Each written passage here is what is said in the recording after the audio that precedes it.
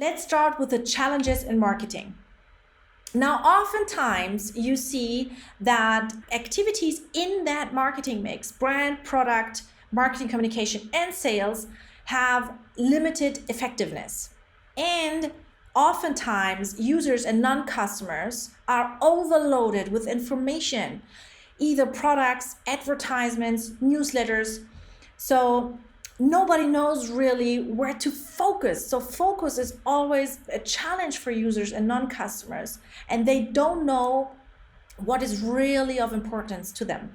Now, the third thing is that people's unconsciousness play a huge role when it comes to buying decisions, and we will cover that and make you understand where's the difference between consciousness and unconsciousness. Now, where lie exactly the limitations of effectiveness in the marketing mix? Now, first of all, you might have experienced that in direct marketing or in general marketing campaigns, the KPI level is kind of stuck in a certain range. And whatever you do, you rarely exceed that range.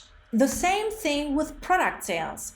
When you have existing products and you try to make a boost out of this and to increase revenue, it oftentimes is difficult. And thirdly, when you think about product launches, unfortunately, 85% of all product launches fail.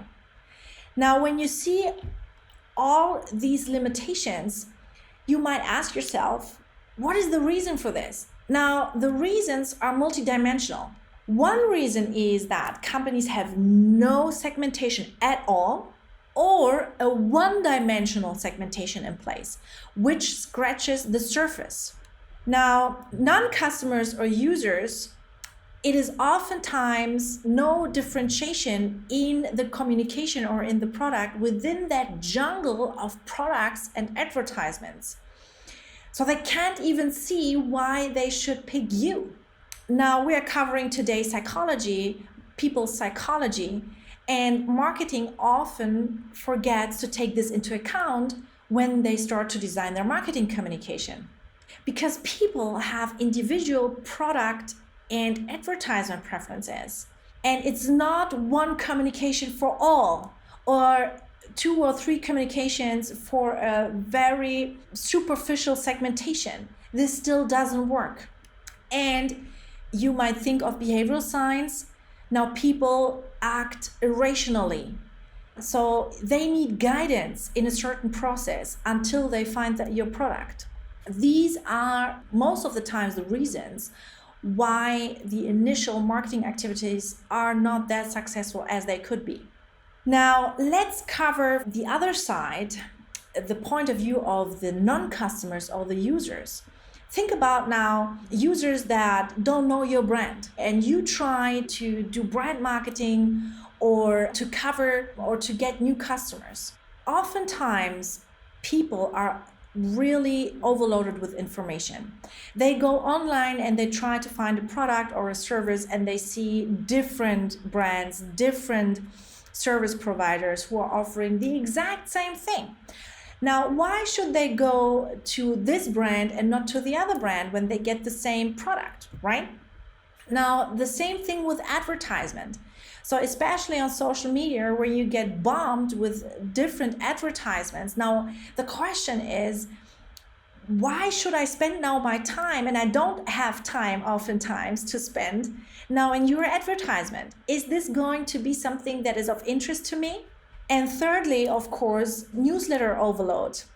We all know this. So in the morning, we open our email account and we find 100 emails, mostly newsletters. So probably we don't go through all 100 newsletters.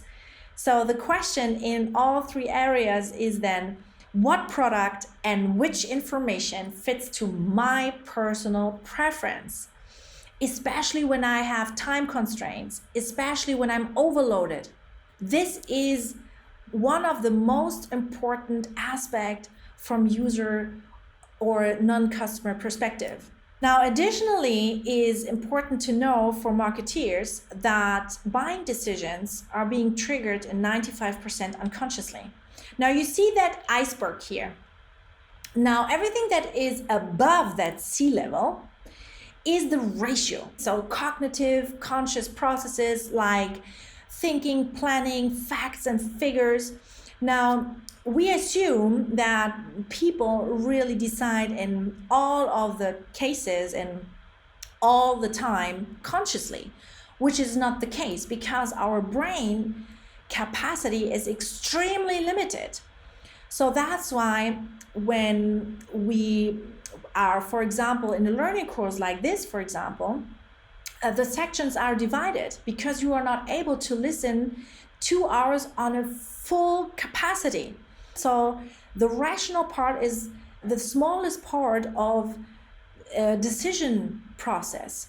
Now, the biggest part is now beneath that sea level, which is the emotional part, the autopilot. Now, think about it, you going into a supermarket. Do you think when you put the products into your cart? No. So because you already know what you're doing, so you kind of switch off the brain and go through that supermarket. And most of the time, these are cognitive, unconscious processes like emotions, associations, motives, experiences.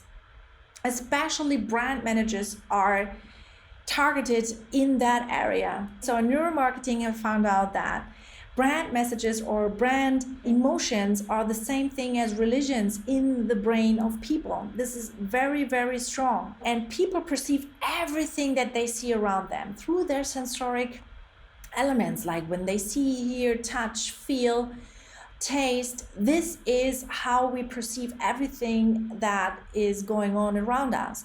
Now, our brain doesn't have the capacity to really perceive everything at the same time. So that's why the autopilot is doing that for us. And this is the most important aspect when it comes to people's decisions, people's emotions, people's bond to a certain brand.